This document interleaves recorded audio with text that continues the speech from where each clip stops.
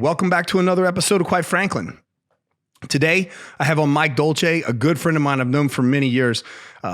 This guy and I, we crossed paths several times in the mixed martial arts industries, known for working with a lot of high-profile athletes, helping them cut weight with nutritional programs in their camps and things like that. But actually, Mike and I met on several military tours that we did some years ago. So it's going to be good catching up with an old friend, but I've really always enjoyed and appreciated discussions that I've had with Mike because he and I have a lot of the same nutritional philosophies. So today we'll get into his nutritional philosophies, what he does on his Dolce diet, how he sets things up, how he psychologically empowers and motivates people to stick to these nutritional plans, and just some of the basic nutritional principles that he lives by and I happen to live by. I think that's why we hit it off so well on the first trip that we went on together. Quite frankly, it's kind of unusual. It's quite Franklin.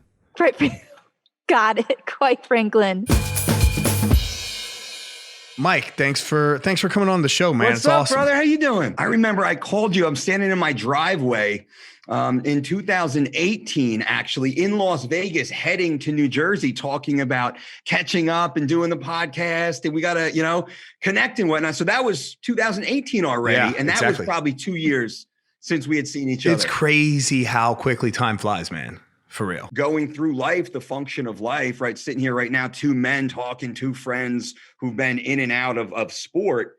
And there's a difference in life. You said, yeah, time goes so fast. It's the saying, the days are long, but the years are short, right? Heck yeah, man. The years are flying by right now, but I feel like, I got to pull the weeds in the backyard and figure out those damn onions, bro, that's the whole thing. I've been on this side of the planet. And so while I was over here, I don't know, you can probably see this poster. I've strategically placed my camera so that you can't see that my picture is on the poster, but it's we did a TV show on this side of the planet. It was a travel show where I was acquiring talent. And so it was pretty cool. But when we put the poster back here behind me for the TV show, it seemed like a good idea until I realized, like, I have my face on a poster behind me. It just didn't feel right. So, but it's funny though. I feel the same way, by the way. Yeah. Like I see the stupid cover 3 weeks to Shred. I'm like, I turn them over if I ever see them out. Like I don't want to see myself in my shirt. I'll tell you a funny story. So the condo where I live, the elevator, it's my front door essentially. Like in order to get into my condo, like you have to have a key that accesses that floor. So the elevator opens up right to my front door. Now, yesterday I go to get in the elevator, but somebody from an upper floor had already gotten in the elevator. So as it's coming down and it stops at my floor, they're already in the elevator. And I walk in and it's a gentleman. He's a Scandinavian fella. And I see him at the pool all the time. We say hello, whatnot, but that's about it. To the extent of the conversation. How's your day? And I get in the elevator, and as he looks in my apartment, he can see this poster, and he's like, "Oh, there's a poster of you in your apartment."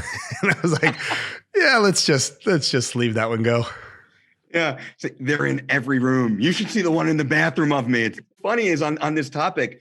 How do you see yourself the way other people see you? Do you ever like you have to be the person or that they think you are, and that's just like maybe 7% of your life and your time, and it's just one thing you did one time, let's say, but that's the way they see you. I'll say this, that I'm going to do this in quotes, the character that I portrayed as like an athlete was really true to who I am. I didn't create any kind of character. I wasn't true to myself. So being me is not like, it's not like I have to play a role like, oh man, somebody's noticed me as Ace, right? As who I was when I was competing.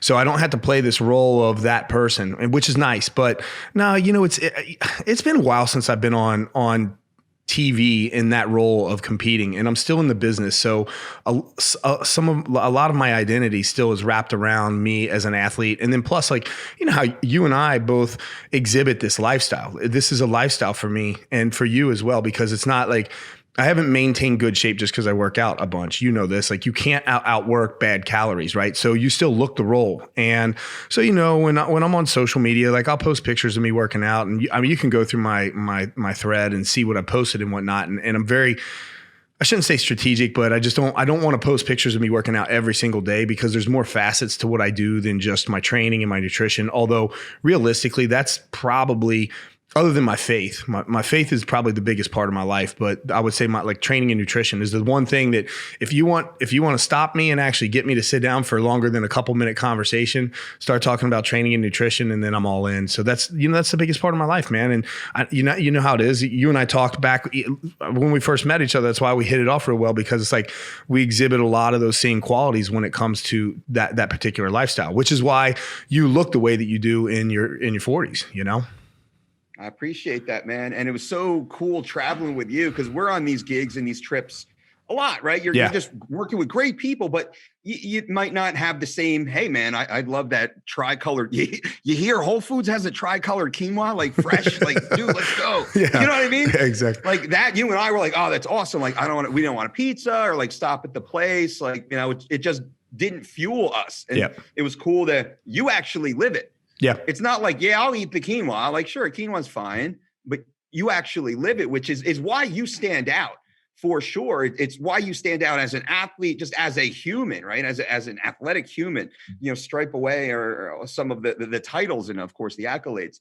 But what you're doing right now, the way you live right now, is you are the after picture. And to you, this is the before of what tomorrow will be, because of these decisions you make daily. And that's just a core of who you are, your lifestyle, how you breathe, how you think, perspective, how you analyze food and situations. It's not keto. It's not your low carb diet. Shit, you and I probably eat more total calories than all the out of shape people we know, right? How many calories a day do you eat? I'm somewhere about 3,200, though I've never looked at the spreadsheet and said, I need to eat 3,200 calories for my basal metabolic rate. I never do that shit. I eat what I need of the highest quality nutrients, and it ends up to be about 3,200. If I eat 35, I feel a little heavy and bloated, unless I'm going crazy with the weights and I want to get, yoked out and get that little extra 3 pound. For me, guy my age, my size, if I can swell up 3 pounds in a hard training cycle, man, that's what I'll do. If I go 28, it's like I'm dipping down, going to get shredded. That's it. Everything's got to get a little tighter, and then I'll carb cycle and kind of concurrently fat cycle as that goes. But I'm not counting calories. I'm just playing with fuel substrates. Where do I need more energy? Where do I want to kind of like bring that glycogen down and kind of run on fumes for a little while? Healthy fats. What do I have access to? Just like you, it's like we think about it. We see it like it is, like a formula. To you, it's algebraic. To other people, it's hocus pocus. When I talk to people, because I help a lot of people with nutrition, and this is not what I do for a living, but so many people, obviously, they come to you like, I've lived this, and certifications, no certifications, whatever. Like I have it's like my experience, my results, and the results that you have with helping people. Also, it's just like it speaks volumes, obviously. So setting up nutrition plans it's one of those things where it's like, it's not rocket science, but there is it is a little tricky actually. And, the big misconception, or I shouldn't say complete because people know this, but like not all calories are the same, right? And so when you talk about eating 2,800 calories or 3,200 calories, like right now on a daily basis, I'm consuming about 4,200 calories. And like you, I don't count my calories. Now I did do that at one point in my life meticulously with the spreadsheets. And I think it's actually a good exercise for people to do at least at some point so that you have an understanding of what you're actually putting in your body. Because I help so many people with the nutritional program. And there was this girl at my work the other day. I said, how many calories a day are you eating? And she said, because she's trying to lose weight. And so she said, I think I'm eating about, what did she tell me? 1,400 calories a day. And I said, okay. So we went through her nutrition. I said, I want you to write down everything and the amounts and all this whole thing. And we went through her nutrition, and she's trying to lose weight. And so when it came down to it, she was eating less than 900 calories a day. And I looked at this girl and I'm like, you're not going to lose weight like this, because believe it or not, you actually have to put fuel on a fire. Like you have to put wood on the fire to make the metabolism burn. That's just how things work. So I upped her calories, and I said, because I'm upping your calories, your body is going to take a couple weeks to actually adjust to this because it's not used to having this food in its system. But don't worry, you might put on a few pounds here and there, and then it's eventually going to level out and start to go back down again once your body adjusts. I'm like, and when it does that, we're probably going to add in more calories, and then we're probably going to add in more calories. And then I had to adjust the amount of working out she was doing because she was just overworking. So I had this girl who I don't even know what her basal metabolic rate was burning because I didn't go that deep with her. It's just somebody I was helping out, but she was probably with her working out, like burning like 2,500 calories a day, something like that between working out and her BMR. but then only eating less than 900. And I'm like, yeah, you're never going to lose weight like that. And like, it's because it's not less is better, less is better, less is better. And not all calories are the same, but so there, that's where the science of this thing comes in, because it's, not just, oh, well, let me just eat less and I'll lose weight. Every one of our programs, especially our weight loss programs, our weight cutting programs, our get stage ready shredded programs, every one of our reduction programs, the first question, the first thought, the first rule is, how do we gain muscle? How do we gain muscle knowing that this fool needs to drop 24 pounds in the next 6 weeks, or she needs to get to 12% body fat for her bikini competition, or whatever it might be? We always say, how do we build muscle? And then every other decision we make is predicated upon not trying to fuck up building muscle. Dropping my calories, dropping my protein, under eating, I'm losing muscle. Stop. All right, let's stop this for a second. Let's try and maintain the fucking muscle. Let's try and build muscle. And worst case scenario, if we fall, we'll maintain it. We'll do a damn good job to maintain the muscle and not break down the muscle. I always question number one. And then we start to say, well, how can now we adequately reduce weight, or properly or dramatically even reduce weight while still trying to build muscle? We'll get them down to 24 pounds. And we can say we've never not got the athlete to exactly where we needed them to be. The worst of the worst, again, bless you.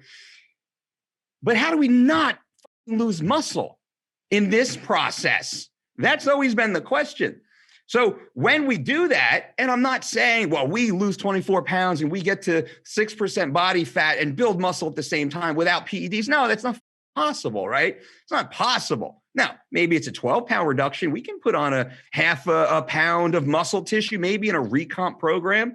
You enter into a recomp program, you're losing a dramatic amount of body fat. And if you do it right, you'll lose a dramatically more amount of body fat than you do muscle. And you can build muscle in shorter periods of time, let's say 6 and 12 week kind of, bursts and runs. So with the calorie counting thing, to wrap this, is calories don't matter if micronutrients are deficient, right? And she was likely extremely micronutrient deficient. She had no nails and screws to hold together the lumber, the protein, the carbs, the fat, right? There's no nails and screws, so it doesn't matter. 800, 200, 1200, you're going to be sick and hurt and break muscle tissue and metabolic syndrome, and who knows what's going to happen. Bad stuff's going to happen, right? Never works out well for her, but she's an avatar to, 4.5 billion people probably on the planet who do the same stupid thing and never get the results. So last is fill in those micros, which you have to bump the calories up. But as you know, micronutrient dense foods, healthy whole foods, real foods have the most net nutrients per total calorie than any of the processed synthetic toxic foods that are out there that are considered diet foods that most people eat. So if you eat these high quality, high net nutrient foods, you actually eat less total calories anyway, while maximizing the micronutrient intake instead of eating these micronutrient deficient foods and running at a deficiency and in a caloric deficit, a net nutrient deficit. So there's no cellular production. Nothing's working well. Your cells aren't working well. Nothing's working well. So you're going to feel like shit, look like shit, blah, blah, blah. If you had to choose one type of client just for enjoyment, who do you prefer working with the most? Like, is it elite athletes, high level business executives, the stay-at-home parent? That, which one be for whatever reason, like, because this is the trickiest puzzle, or because I'll give you an example. Like my mom, she's in her 70s now, God bless her. And it's very difficult to teach an old dog new tricks, or at least formulate new habits. It's really difficult. So my mom, she comes to me at one point in time and I speak to her till I'm blue in my face. Same with my dad. My dad passed away at the age of 56 from a heart attack. And I can't tell you the number of conversations I had with my dad about the importance of nutrition, healthy lifestyle. Tried getting him to go to the gym with me, all that stuff. But my mom's like, yeah, I got to start eating better. And I said, okay, Mom. I said, look, I don't want to inundate you with a bunch of different rules and systems and foods that you're not used to eating, because I know how bad her nutrition is. I said, so let's just start here. I said, get to the point where you can drink at least 2 liters of water a day. That's it. That's all I want you to do. That's step one right there.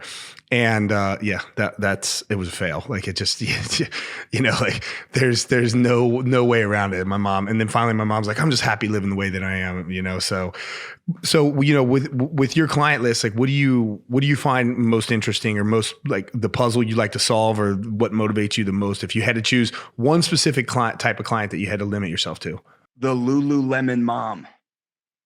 By far. You want to know why? Number one, she walks in, she's got $1,000 worth of workout clothes on. So this lady understands what she wants, and she's down to get it, right? She walks in because she's got a goal. She's focused. I love them because they work their asses off. They're motivated. They're consistent. They're accountable. They don't show up to a guy like me or a team like this, a gym, whomever. They don't do that because they are not focused and goal oriented. That's what I found. I don't find any of that, none that I can think of ever. So from a client perspective, they're ready, they're in, and they want to work. And man, I feel valued because what I'm saying is working day to day. Athletes are great for 6 to 8 weeks, and then they're a fucking headache, the nightmare, right? Yeah, honestly, the majority when they're out of camp. So it's mediation. I'm constantly mediating damage. That's no fun. For me, that's no fun. It's a gig, and it's we did it better than anybody else, and it's good for that. But at the same time, the day-to-day, the minutia, the appreciation.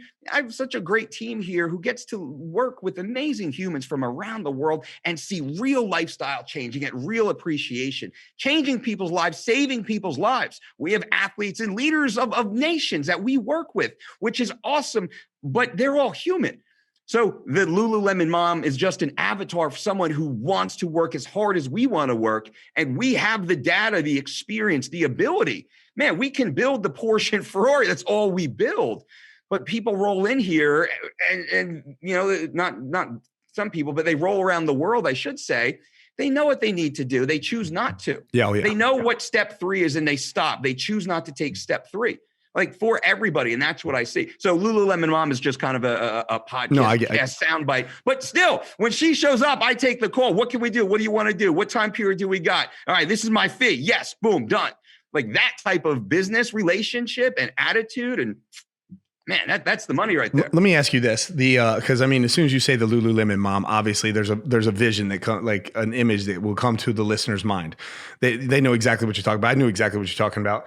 That's why I say, or I'll say the Whole Food shopper. That's her and her husband, right? That's her and her sister, her and her girlfriends. Like I want the Whole Food shopper, the Lululemon mom. And then the dad, I want the 15-year-old kid who's just trying to not be a skinny little dude. And I want the 75-year-old who wants to look like Stallone and operating on that level. So that's the Whole Food shop. And they all shop at Whole Foods, by the way. Yes, but you would love the 15-year-old version of me. You see pictures of me when I was in high school? I have, man. Yeah, man. So I'm that kid that you described. But let me ask you this then. What would you do differently from the Lululemon mom versus just say like the average mom who's not as driven, but she comes to you and it's like, would you do anything different as far as the type of foods you're recommending, how you would setting up the program? Obviously there are different parameters because when you look at these two images that you have in your head, like the Lululemon mom is going to be the one that's more motivated to just grind, so to speak. So it's like, how would you set these two programs up differently from that one person to the other? First, we would set expectations. What is this individual capable of? How can I start scaling them through phases where I need them to be?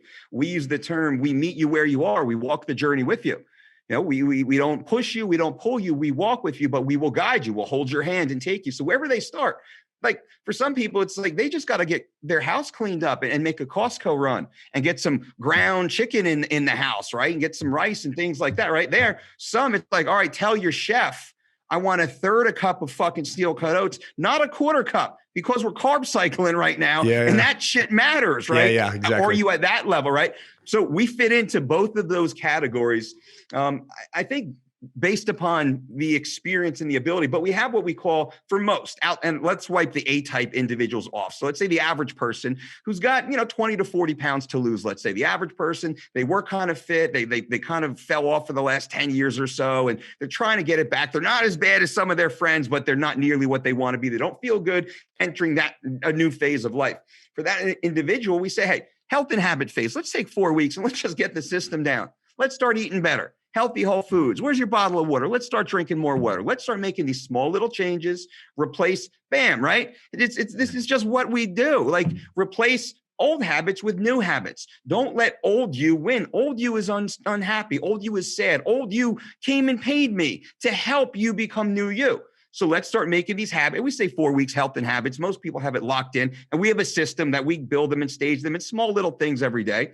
So after that 4 weeks, man, some people are losing 10, 15, 30 pounds, which depending on how much weight they have and how much water they shift and how inflamed they were, right? We've seen dramatic things. Not everybody. Everyone starts to feel better, look better. They eat better. Like, my God, I didn't even know, like my stomach cramps like went away, or like all the different stuff.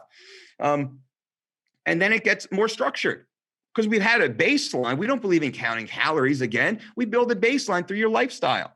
Here, let's eat 4 times per day. What foods do you like? Let's get some fruit in there. We say lean, green, and clean. Lean proteins, green vegetables, clean burning carbohydrates. When you think of green vegetables, we'll throw something colored in there too. That's great. Think of having a piece of fruit, 2 to 4 pieces of fruit a day, depending on how busy you are, how glycolytic your activity is. So we kind of build people that way. A piece of fruit after every meal, a little piece of chicken or steak or fish or eggs, or tofu. If that's what floats your boat, I'll steer you in higher quality nutrient vegan options, hemp and quinoa and amaranth, let's say, and chia, and we'll build down that stream. So we'll start to build them into more strategic phases. Again, progressive overload in a way, or adaptation. We're just allowing them to slowly scale and adapt to these new habits. Man, it works really well. So we never count calories and carbs. How do you feel? Do you feel better? That's really, how do you feel? Like, how do you perform? Like, how's your attitude at work? Like, are you funny when you go home? Are you patient with the kids? How's your bowel movements doing? You look in the mirror. How do you look? How's your shirt fitting? We never ask, like, what do you weigh? And how many calories are you? That's not how we operate. And we've seen much greater success in this and using that type of staging model. What do you do, the average person here? Because, particularly like in this modern climate, there are still some countries that are doing lockdowns and stuff like that. And obviously, this, you know how it is. Like, if you're sitting around and you're not the kind of person, like you and I are the type of people that eat for fuel. How many times a day do you eat, Mike? 6, 8. Probably, 4 is like, 4 is a slow day, but usually let's say 6 or 7 ingestion times. Yeah. Okay. So I do like my goal is 6. I would say I'm probably 60-40, like 60% of the time I hit 6. And then the other 40% of the time I only hit 5. It's just the way that it is. But still my calories, because I'll adjust them because I eat 4,200 calories a day, and I'm in a bulking phase right now. And so I'm the heaviest that I've ever been. Actually, when they did the lockdown here in this country, we were locked down and I wasn't able to work out for 3 months. So during that 3-month period, I went to a more ketogenic style diet where I obviously, like, if I don't wear a Fitbit or a pedometer or anything like that, but if I did, my number of steps per day, which I don't track, by the way. I'm not one of those people. It's like, I gotta get my 20,000 steps in. But just the amount of physical activity. I have a pull-up bar in my doorway here that I'm pointing at, like stuff like that. I have a tactical backpack back to high school, homie. Exactly. I had a tactical backpack that I'm filling with rice and bottles. Like, I have all these extra bottles of water that I bought so I could fill it up. So I had some weight, right? Like, and but at the end of the day, there's only so much you can do. So obviously, you know how it is. Like, carbohydrate is a fuel, and it's a fuel that your body needs when it's going to do something active. But when you're not being nearly as active, like when your physical activity really gets cut down, you don't need as much carbs. So I went to a more of a ketogenic diet during this time where I was locked down. Really high fats. I was probably going through, I don't know, like something crazy, like out of like 30 tablespoons of olive oil a day or something, by the end of the day. Wow. Just maybe not quite that much, but I had to keep my calories high, right? And obviously you can do this through lean proteins, but if you're not eating carbs, a lot of that has to be fats because, you know how it is when you're eating greens just, they don't supply a whole lot of calories. They supply other stuff that's important, but you still need these calories. The nails and the screws. Yeah, exactly. So at the end of the lockdown, it had been 3 months since I picked up a weight. And, even with my backpack and stuff, like it wasn't that proper resistance that I need for muscle building. Yeah. Then I came out of the lockdown, went into my workouts and was training, and then reintroduced carbohydrates back in at a bulking level. And, and man, my body shot up like within, I don't know, about 2 or 3 months, maybe I put on probably like 5 pounds of good quality muscle, And so, and obviously like, I mean that you can tell it, like it makes a difference. And so, yeah, anyway, that like, that's how I adjusted my food program. But that was a very circular way of asking you this question. I got sidetracked. When like on lockdowns and stuff like that, most people, they don't eat for fuel. They eat just like, oh, I'm hungry. I want this bag of chips, and they eat what they want when they want.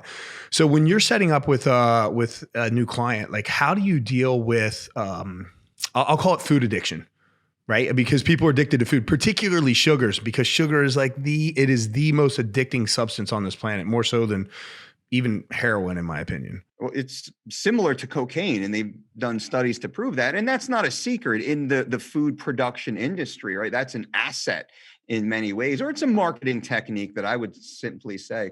When we work with people, we try to teach them, to educate them on the tenets of food, right? That's really the biggest thing. And we get them to consider through what's known as motivational interviewing, what has held them back and why did they reach out in the first place and what is going on and why is that? Why are you 42 pounds overweight? Why do you skip breakfast every single day? And why do you binge eat potato chips and sour cream dip at 11:30 at night after you just ate dinner like 90 minutes before? You went 12 hours during the day, barely eating anything, and then you eat this carb. So why is that? Now, I have a theory, and tell me more about your childhood and your first girlfriend, and I'll have a few more theories. But at the end of the day, it's happening, and it happens to all of us.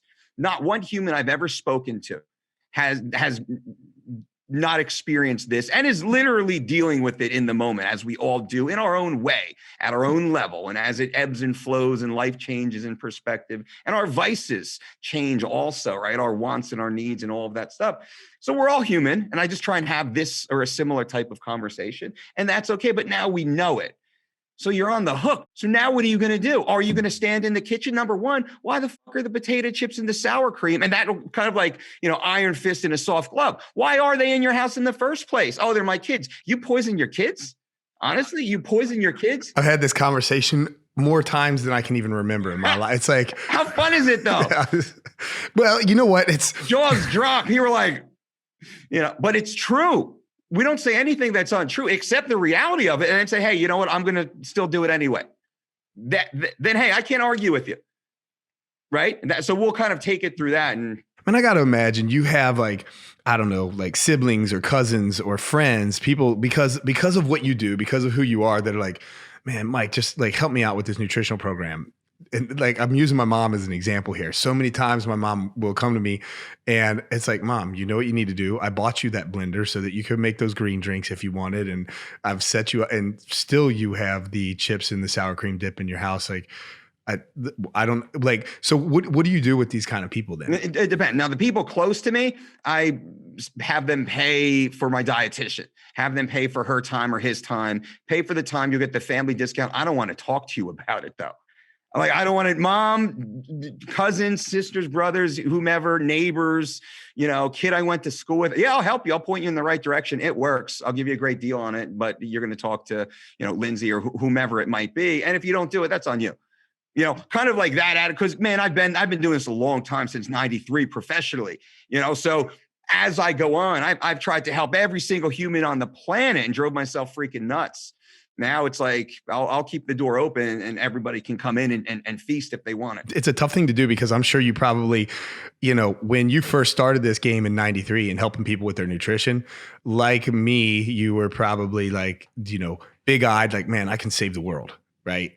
I'm gonna yeah, absolutely. Even those people that are like, oh man, I know I'm not supposed to, but I still had that ice cream after dinner last night. And and you're recalibrating. And this goes on for years because you're like, no, I can figure out a way to save these people who won't or refuse to essentially save themselves. But you, at some point in time, you realize like it's not possible. Like, here, I can show you the way. I can even give you the resources that you need. But at some point in time, like you said, we meet you where you are. Yeah. And that's it. So I'll provide as much help as I can to like those close to me, but anyone else who reaches out, it's a matter of, are they going to do it? Are you going to do it? Am I going to do it? We all set these goals for ourselves and these limitations. And at this stage of my career, the experience that I've had, I have 1,000 consultations per year. I do 4 consultations per day, 5 days a week on purpose. So I can speak to people around the world and understand it's a 30-minute consultation. Buy my time for 30 minutes. Ask me anything, 3 topics. And let's go. You fill me in beforehand. You send out a sheet. So I go prepared to each conversation also. And we get down and dirty, man. But what I found, it's all the same. And this is why I do it. Like, finger on the pulse. What's happening? What are people thinking? What's happening? It comes in waves around the globe. Doesn't matter, man. Doesn't matter where they are, what continent, economic background. It's all the same basic BS in many ways. And people either commit or they don't.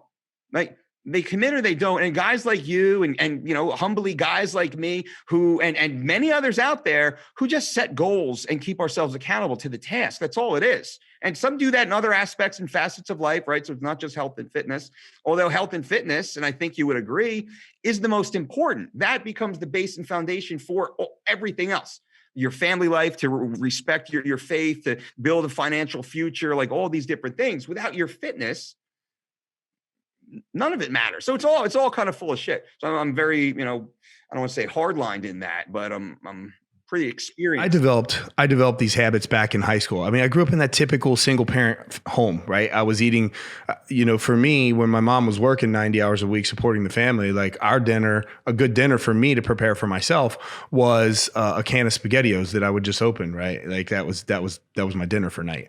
And, or Fruity Pebbles in the morning for breakfast. And these are the kind of things that you eat when you're a 13-year-old kid left unattended. Fortunately, I had skinny jeans, so I never was overweight as a kid, but I never could put on, I was that kid. I couldn't put on weight, obviously, because I wasn't eating properly. But yeah, as you get older, the thing with nutrition is that it's unlike, like, I've found that with health and nutrition, all this whole one category, it's easier for people to maintain a fitness regimen where they have to go to the gym X number of times a week or go jogging or play tennis or whatever it is you're going to do to keep yourself healthy. But the nutritional component of this is so much larger than that, because if you're working out once a day, like what we just talked about, you're eating 6 times a day, 7 times a day, 5 times a day, whatever your nutritional protocol calls for, you're eating that many times a day. And that's the thing that's most difficult to follow for people, because it's just easy to fold when you get bored, when you're sitting in a quarantine, I'll ask you this question. So let's say like social environments, going out to eat. What do you do about eating out? How often do you eat out? Do you allow yourself to eat out? And when you do, like, versus meal prep, how much meal prepping do you do? Do you cook in bulk for the week? Because these, obviously, a lot of these things are the things that I do. Yeah, all great questions. Honestly, I go out to eat almost every day. I get at least one meal outside of the house. Today, we went to a cafe in town. But hold on. I'm sure you got, like, it's this cafe where they're like, oh, Mike's here. And it's like, you want the usual? And you're like, yeah, I'll take the usual. Well, they pretty much know it's going to be a hot tea with lemon. And they have like 3 different menu items that I like. It's like six eggs, turkey, asparagus, like the Mediterranean. It's like 6 egg whites and chopped chicken, plus, tomato and olive and asparagus and just like the works, those type of meals. But I went today and had that, and ate great. Yesterday, I posted on my Instagram page as my version of a Happy Meal, this massive, gorgeous kimchi salad. And I got, from this vegan place in town, and I got their, the tempeh scramble. It doesn't mean I'm a vegan. Just means like, God damn, I ate so much amazing, delicious, healthy, high net nutrient food as one of my 7 meals that I ate that day. So I go out almost every day, one thing dependent. I know in advance what that's going to be because I'm intentional with my actions. I'm mindful of the repercussions of those actions. I'm accountable to my goals, right? That's just the way. So when I make decisions, I'll go out to eat with you guys. Lean, green, and clean.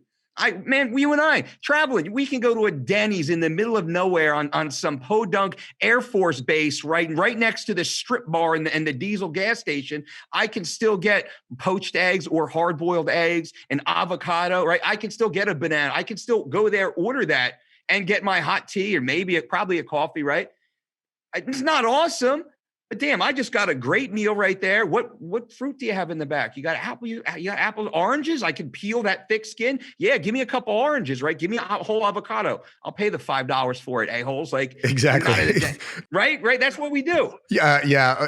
Well, first of all, it's funny that you say that about hard-boiled eggs because I'll sit in the morning and I'm ordering all these hard-boiled eggs when we're traveling and I'll sit there, I'll be cracking them, and I'm terrible at cracking these eggs. Like, it takes me forever. You know, it would be faster for me to just go cook the eggs and scramble them myself than to actually be given hard-boiled eggs. Less messy. You know, that's typically my go-to, especially for breakfast every day when we're out on the road, because it's the cleanest thing you can eat. It's unadulterated. You know, even if you're eating like scrambled eggs, you can ask for no butter and no oil and all that kind of stuff. But at the end of the day, you know, that cook is back there. He's going to put a little bit of oil on there. You don't know if they're like putting milk or things that you don't need in your nutrition in the eggs or fillers and whatnot to cook these things. So it's stuff like that. And yeah, you know, I find on this side of the planet though, Mike, that like sometimes you got to outsmart the system. I tell this story. This is a funny story. I went out to eat at this Italian restaurant one time and I wanted some pasta and they had like this nice organic tomato sauce. And so I was like, yeah, I'll just get this plain pasta marinara with a chicken breast on the side and some like steamed broccoli type of thing. But I just wanted just a little bit of the marinara in there. Like, you know how oftentimes when you order this thing, there's so much sauce, like it's just way more than you need. Yep. So I order the pasta and by the way, I don't typically like pasta's not a normal daily carb for me, but I will do it from time to time on legs day post workout. Of course. So yeah, so I order this and I'm like, can I get the pasta with the marinara on the side? And they're like, yeah, sure. And so they bring it to me and the marinara's in there and I'm like, oh. Mixed in, yeah. So I'm just like, I'm on this side of the planet. There are protocols that are followed here. So the next time I go back and I order it again. I'm like, hey, can I get this pasta with this marinara on the side, you know, separate? And they're like, oh yeah, absolutely. And then it comes and it's mixed in. And I'm like, so finally I go back to this restaurant a third time. I'm like, man, I have to outsmart this situation. Like, what do I do? So I say, can I get this pasta just plain? I just want plain pasta. And then they're like, yeah, sure. So they bring the meal and I get my steamed broccoli, my chicken, my pasta. And then I'm like, oh, wait a minute. You know, I totally forgot. I meant to order the marinara on the side. And like, oh yeah. So they bring me a side of marinara. And this is how I have to order. The problem with this is that I find that I end up oftentimes with what I call decision fatigue. This is a real thing, like decision fatigue, because I'm unlike everybody else who goes to a restaurant and sits down and says, you know what? I'll have the number 5. That sounds good. I have to sit there and if I'm at a restaurant, particularly when I'm traveling on the road, you know how it is, we're at Denny's, right? And so now you got to scour the menu and you don't order the number 5. You're like, okay, hold on. I see a picture of avocados here. So I know they got those. There's eggs on the menu. So I have egg white option or I can get hard boiled. And so you have to like piece together. So it's not this easy decision. Like, give me the number 5. Like you have to mentally grind through this every time that you're doing something. And at the end of the day, like it's exhausting, man. It's exhausting for the normal person to do that kind of stuff. So my question to you then is with that, like when it comes to clients, how much meal prepping do you recommend that your average client does? The Lululemon mom or the non Lululemon mom example that we were using? It depends on what's comfortable and what makes sense for the family. If you have a family, we urge more family meals, inclusion of family meals, chilies and things like that. We would say chili pasta, stews, meatloafs, things like that can be healthy or not. Turkey meatloaf, man, it's like 3 ingredients, super easy to make some and serve whatever, potato on the side, either way.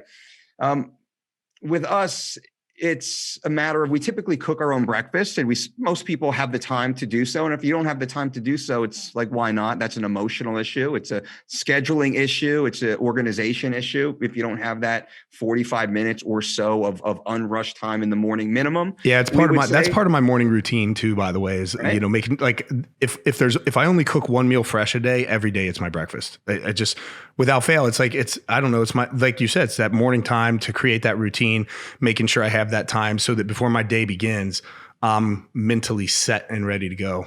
But keep going. I didn't mean to cut you off. It's great. And that is then reflective. If a lot of people, I don't have enough time. I got to get to school. It's like, well, you need to wake up earlier. And in order to wake up earlier, well, you need to go to bed earlier. What time are you going to bed? And so we layer these phases into, like, before meal prep. It's like, are we sleeping?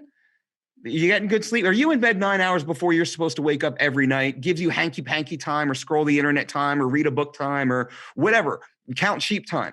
So then you're getting a guaranteed 7.5 to 9 hours of sleep, average of 8.25 hours. Are you getting that? Yes. Okay, cool. You're waking up before the alarm goes off, because now you're getting high quality, restful, deep sleep. Your body is naturally waking you up in tune with your biology, and it's a little harder for you, but the world around you.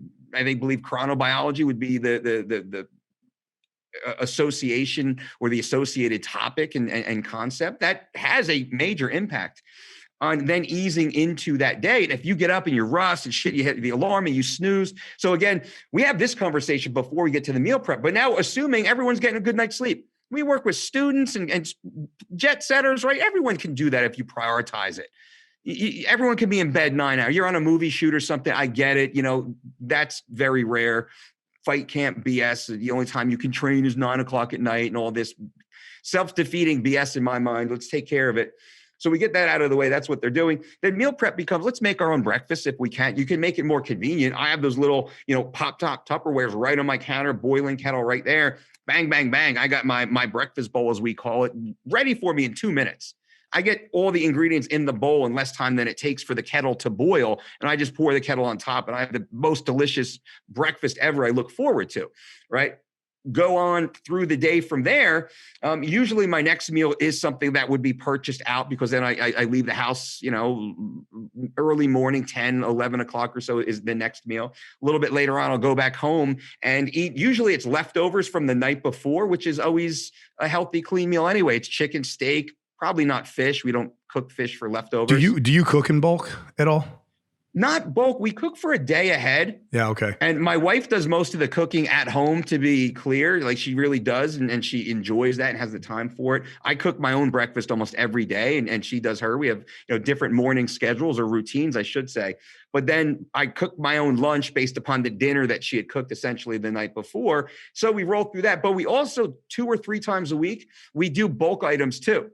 We'll throw in a pan of whatever chicken we just bought, or if we just got something fresh, we'll cook that. We'll throw in a few trays of vegetables, some baked veggies, just sitting in a pop top glass air sealed Tupperware in the refrigerator. So we got like one shelf that's just a couple chicken breasts, it's a couple meatballs, grass-fed, grass-finished meatballs, bang, just sitting in there. Throw them in rice, eat them by themselves, put them on pasta, like chop them into a potato. Awesome. Like, so we have that ready to go.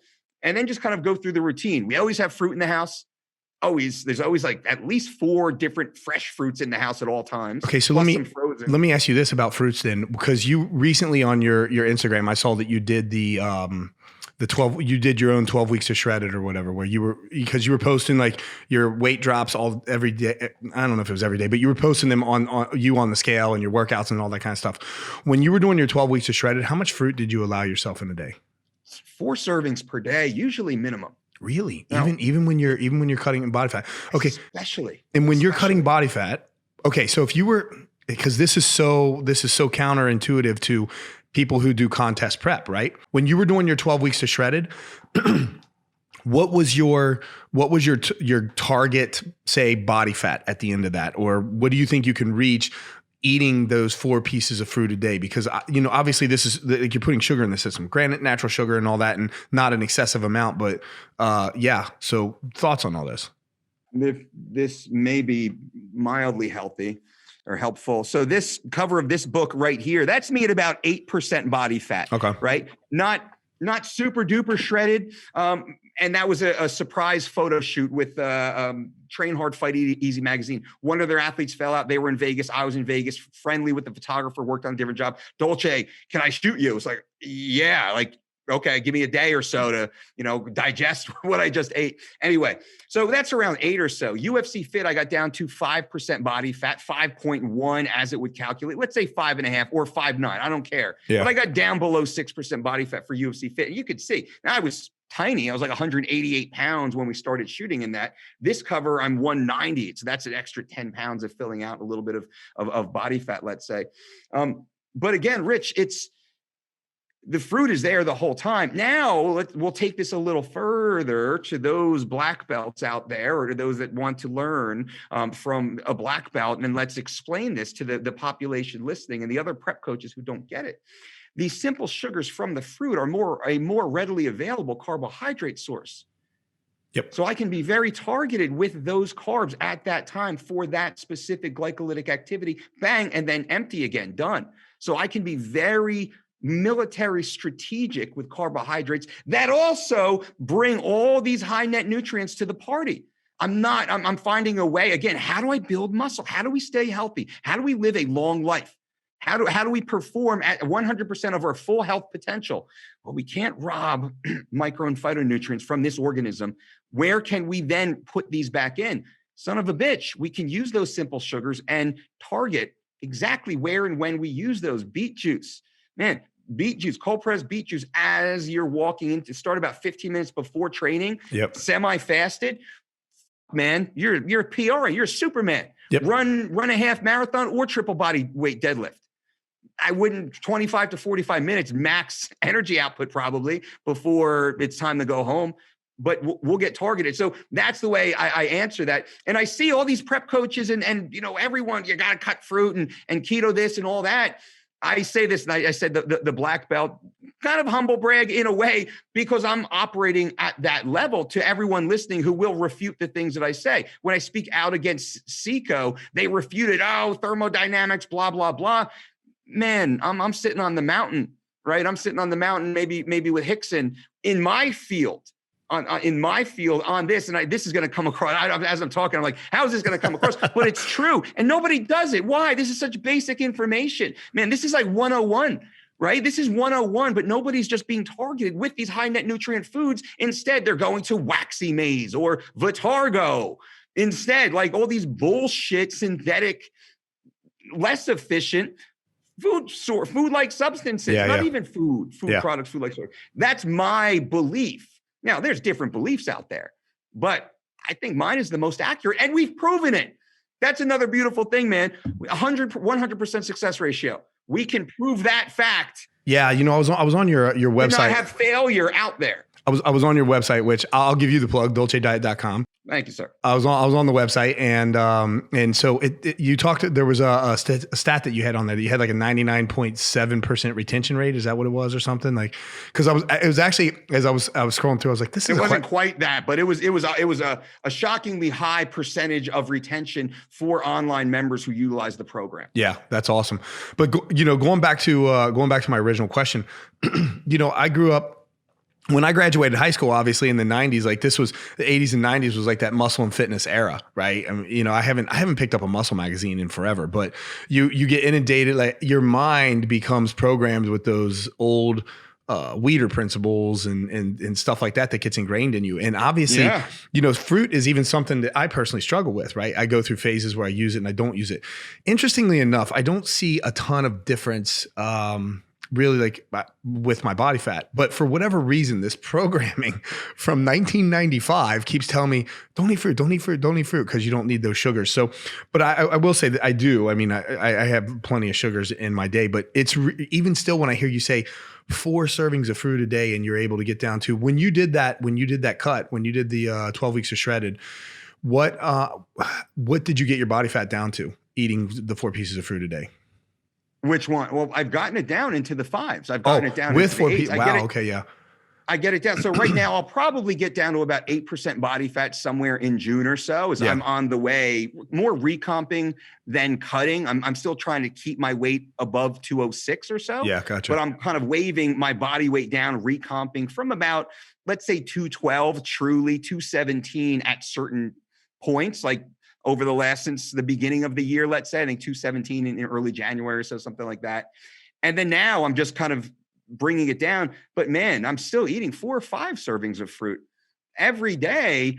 I'm very conscious with the totality of my carbohydrate sources, but I still focus on the most dense. And some people will talk about, well, that's going to fuck up your insulin. Like, clearly not, because of the totality of nutrients consumed in near proximity to the targeted ingestion of these types of carbohydrates.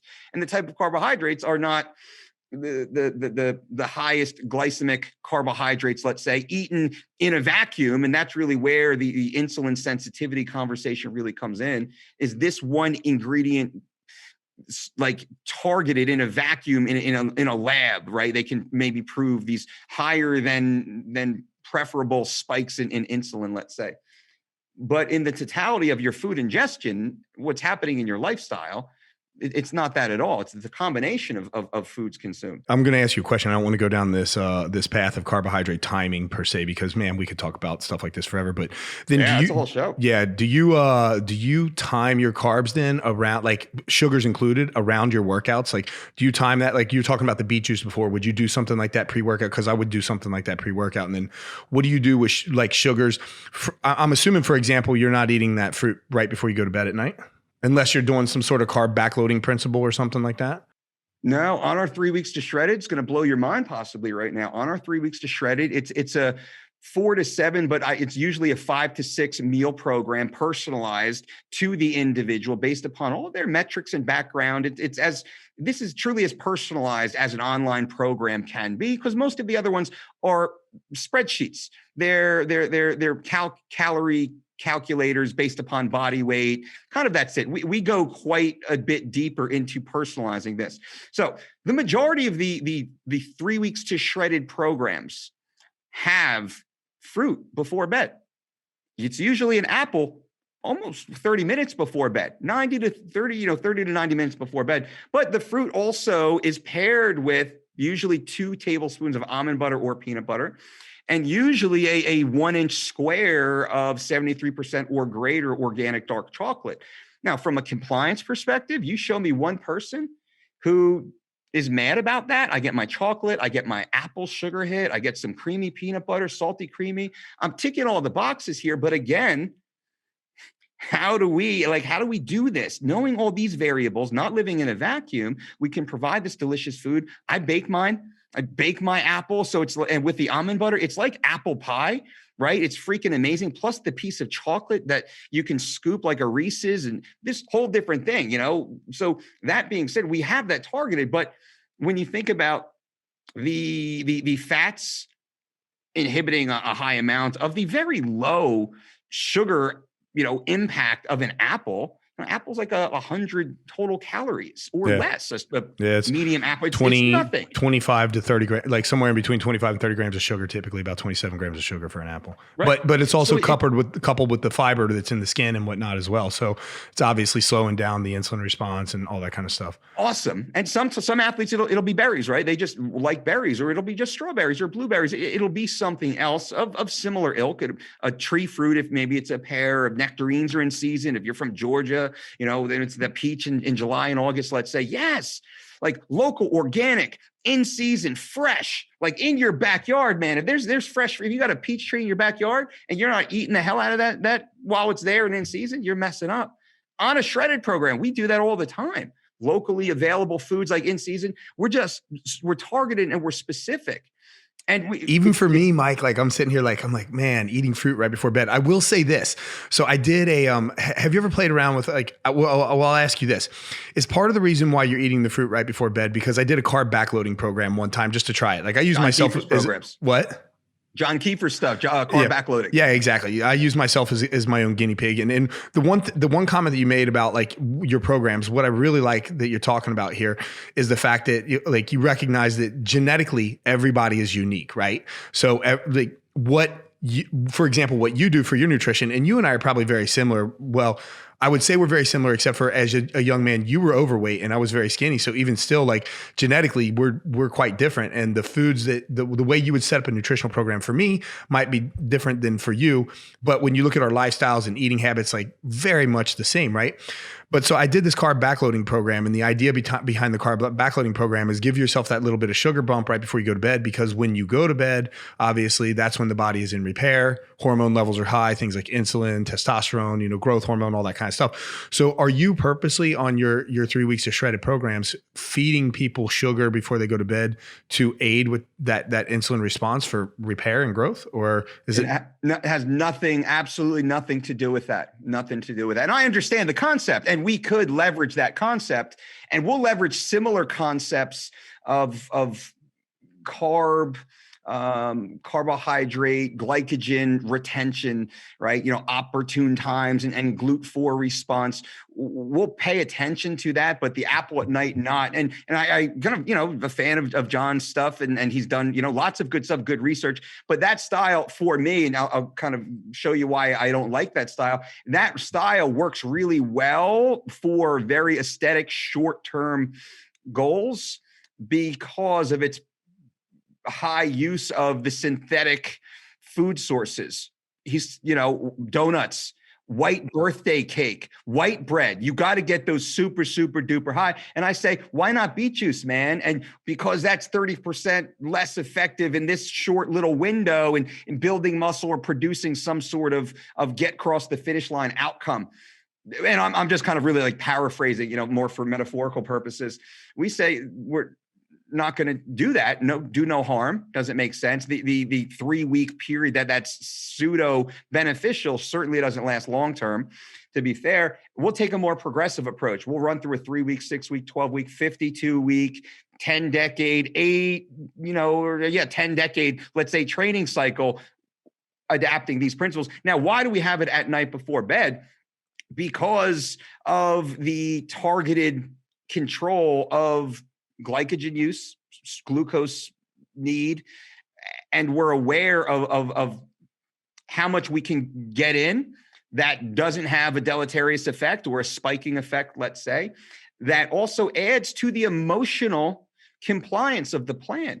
Gives people something to look forward to. It gets them through their day, and they freaking love it. They make love to it, right? They're so happy. It gets them. That dopamine hit is what we're after. It gives them that dopamine hit at night from the highest net nutrient foods that have very targeted specific health reasons. Even if they didn't get the dopamine hit, man, I would 100% be just as stoked with that in there from a nutrient perspective in the overall, addition to the day. And one thing I will say to hopefully add some context is when we look at a person, we look at them in a 72-hour bubble, 36 hours before, 36 hours from now.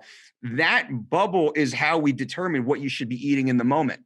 How recovered are you from this activity and what you've consumed so far? And then 2, 4, 6, 8, 10, 12 hours from now, these little Pac-Man energy requirements as we go through the day, we're now building into that. So as you walk the planet, you're in the 72-hour bubble. That has a dramatic impact on your health. Right? So that's kind of the way we look at it. And this is how the fruit fits, man. This is how the high net nutrient foods, high micro, high phytonutrient contribution foods at relative low total calories. Fruit is very low calorie, and it's kind of low fiber or low carbohydrate if you take in the fiber component, though we don't really pay attention to net carbs, but some do. So it's worth inclusion into that statement. Now I'm like, you got the gears turning in my head, right? And then this is why I like hanging out with you, because we've always been this way. So I told you, so man, yeah, this is great. I'm enjoying this. Yeah, exactly. So the last question I'll ask then is, because we've been on here a while, I don't want to manipulate your entire night. I know you got kids and whatnot. So the other carbs that you're having, sugars particularly during the day, are you somehow like centering that around the workouts? Ideally. Okay. And we can be more flexible with the carb around a workout, especially around a glycolytic workout. What you said earlier made great sense. And then, thank you for reminding me, is we teach in principles. You and I live in principles. We live the same principle. The individual application will be slightly different for the last 10% of what you or I are trying to do. And it's what I'm trying to do right now at this age and stage of my life, at this time of year, at this altitude even, right? My program will slightly change as a result of all those variables. As a man steps into the river, he's no longer the same man, nor is it the same river. That's food, man. This is lifestyle and training and whatnot. So you and I follow the same principles. We eat healthful, whole, high net nutrient foods in wide variety. That's local, organic. Like we basically do that. We eat, kind of every 2 to 4 hours or so based upon activity. We're timing carbohydrates based upon glycolytic activity. We're making sure we're getting about enough protein per day, spread evenly throughout the day. We're eating some good dark colored vegetables, some bright vegetables. We might have a little pinch of something on the side, but I don't care if I'm, 11.5% body fat, or if I have to be 8% body fat, right? Then I don't have that little extra pinch of whatever it might be every so often. It's all principles. Daily application, though, man, like one day I'm running 20 minutes of high intensity intervals, 30 splits. Some days it's 45 minutes of lists with a heart rate cap I got to stay under. So I'll get super targeted also, just like you will. And I think that's what a lot of people think, that there's one best thing. Just follow the basic principles, and that gets you 90% of the way. Like you're never more than 10% away from any goal. You could do a triathlon, no doubt. You could do a triathlon in a proper training camp. Let's say you could do a powerlifting, a CrossFit. You could do another 5-round MMA fight, in about 10% with just as about a 10% improvement from your current baseline. Well, I'll say this for sure with the MMA fight. I don't know.